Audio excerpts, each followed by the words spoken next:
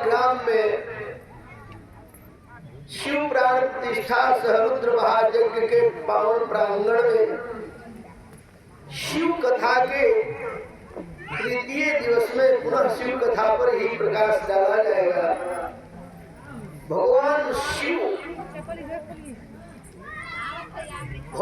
श्री राम को अपने हृदयंगम कर लिए कि तुम पुण्य राम राम दिन राती सादर जपहु अलंग अराती।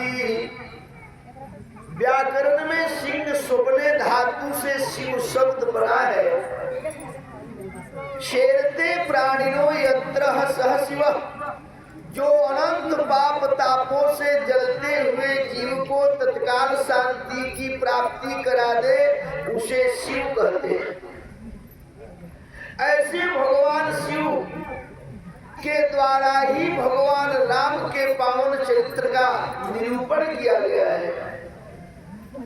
रचि महेश निज मानस राखा, पाई सुसमु शिवासन भाखा। ताते राम चरित मानस बर।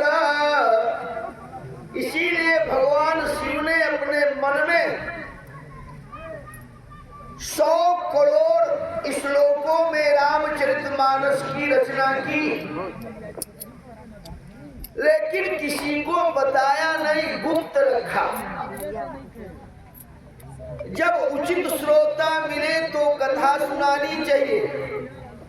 अपने मानस में रखा, इसलिए इसका नाम मानस पड़ा। राम के चरित्र को रच करके अपने मन में रखा, इसलिए इसका नाम रामचरितमानस पड़ा। रामस्य अयनम रामायणम, जिसमें राम का विश्राम हो, जिसमें श्री राम का घर हो, उसे ही श्री रामायण कहते हैं। ऐसे भगवान भूत भावन शिव शशांक शेखर जटाधर डमरूधर गंगाधर आशुतोष माता पार्वती को कथा सुनाया।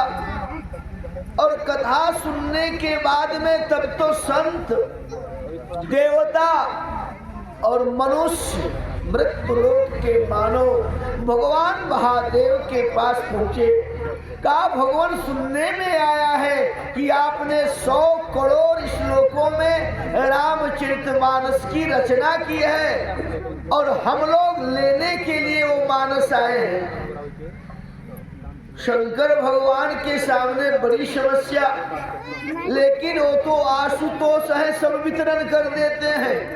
घर द्वार भी नहीं, श्मशान में निवास करते हैं। चिता भस्माले पो गरल मसलम दिक्पट धरो, जटाधारी कंठे भुजगपति हारी पशुपति। भगवान शिव चिता का राख लपेटते हैं। वो जानते हैं कि भस्मांतम शरीरम, अंत में इस शरीर को एक दिन भस्म बनकर के उड़ना है। जिस शरीर का हम इतना बड़ा अभिमान लेकर के बैठे हुए हैं, वो शरीर एक मुट्ठी राख है, ज्यादा नहीं है। और वो भी इतना खराब राख कि उससे बर्तन भी धोया नहीं जाएगा, मांजा नहीं जाएगा। अंत में यही शरीर की गति होती है। तो भगवान शिव जो है पहले से ही श्मशान में निवास करते हैं, चिता राख को लपेटते हैं। हम लोग तो क्रीम पाउडर स्नो दुनिया भर का स्प्रे झोंकते हैं, शरीर से सुगंध निकले, लेकिन भगवान चिता का राख लपेटते हैं। और भगवान को भस्म आरती भी होती है। गोपाल कृष्ण भगवान की अभिषेक प्रिय शिव, भगवान शिव को अभिषेक भी प्रिय है। इसलिए वैदिक विद्वान लोग अभिषेक करते हैं, रुद्राभिषेक करते हैं। तो भगवान शिव जो है वो माता पार्वती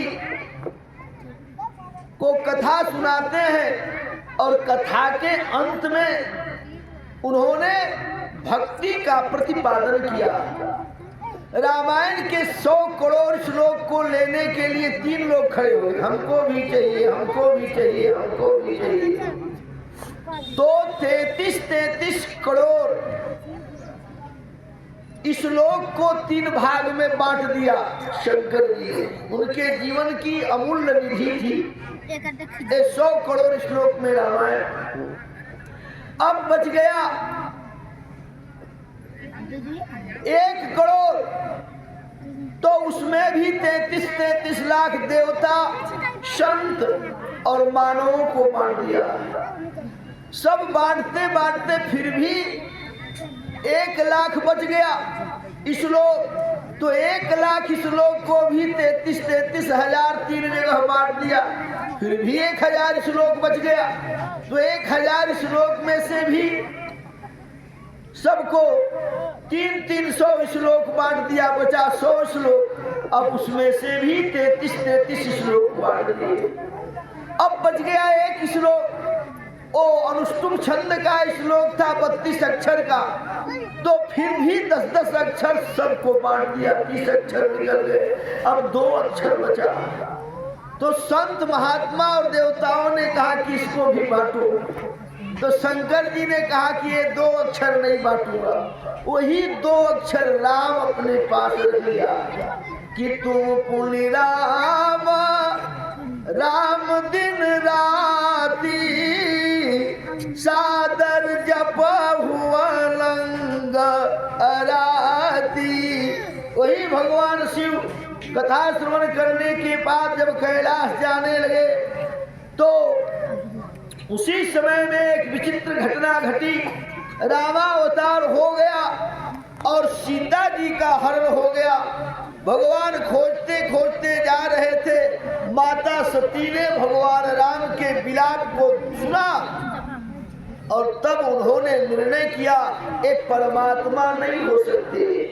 परमात्मा को पहचानना आसान काम नहीं है, मुश्किलें होती है, आसान बड़ी मुश्किल से मुश्किलें होती है, आसान बड़ी मुश्किल से आदमी बनता है, इंसान बड़ी मुश्किल से आदमी बनता है, इंसान बड़ी मुश्किल से।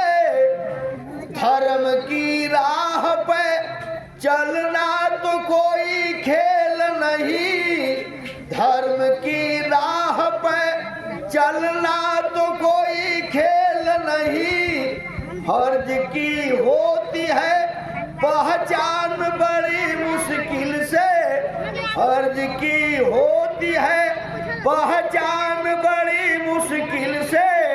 खोजने वाले को मिल जाते प्रभु हैं, लेकिन खोजने वाले को मिल जाते प्रभु हैं, लेकिन ये आंखें कर सकती है पहचान बड़ी मुश्किल से, ये आंखें कर सकती है पहचान बड़ी मुश्किल से।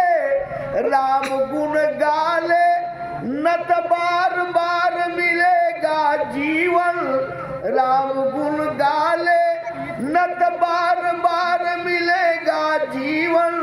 ये चोला मिलता है, ये चोला मिलता है, अरे नादान बड़ी मुश्किल से, ये चोला मिलता है, अरे नादान बड़ी मुश्किल से। मुश्किलें होती है आसान बड़ी मुश्किल से। सुंदर मानो शरीर बड़ा सौभाग्य से प्राप्त हुआ है। भगवान आपके सामने खड़े रहेंगे, लेकिन आंखें जब उन्हें पहचाने, चित्रकूट की घाट पे भय संतन की भीड़, तुलसीदास चंदन घिसे तिलक करे रघुवीर। चित्रकूट में भगवान श्री राम बाबा तुलसी के पास कई बार आए और लौट गए, लेकिन बाबा तुलसी ही नहीं पहचान पाए, क्योंकि बिना सदगुरु के भगवान को कोई प्राप्त कर ही नहीं सकता, पहचान ही नहीं सकता। तो तुलसी बाबा को पहचान कराने के लिए गुरु के रूप में हनुमान जी प्रकट हो गए। और हनुमान जी ने कहा दर्शन हुआ सरकार का? दर्शन तो नहीं हुआ। कहा वो छोटे छोटे दो ठे बालक जो आए थे धनुष बाण लिए हुए, वही ना भगवान थे। कहा अबर बार फिर दर्शन करा दो, अब भूल नहीं होगी। तब सदगुरु हनुमान जी ने बाबा तुलसी को चित्रकूट के पावन घाट पर, जिसका नाम आज राम घाट है, उसी घाट पर सरकार आए। पहले उसका नाम तुलसी घाट था, लेकिन जो ही सरकार श्री राम का वहां आगमन हुआ और तब तोता का वेश बना करके हनुमान जी पेड़ के ऊपर बैठे थे, उसी के नीचे कुटिया थी तुलसी बाबा की। और तब तुलसी बाबा के पास पुनः दोनों बालक आए और तब हनुमान जी तोता के वेश में कहे कि तिलक करो रघुवीर, यही श्री राम है, इनको तिलक लगाओ। और राम जी ने कहा कि बाबा तोतली भाषा में हमको भी तिलक लगा दोगे? तब तुलसी बाबा ने भगवान राम लक्ष्मण को तिलक लगाया। तो हनुमान जी ने भगवान का दर्शन करा दिया बाबा तुलसी को। इसलिए संत के मुख से राम कथा बहुत ही सार्थक होती है। भगवान की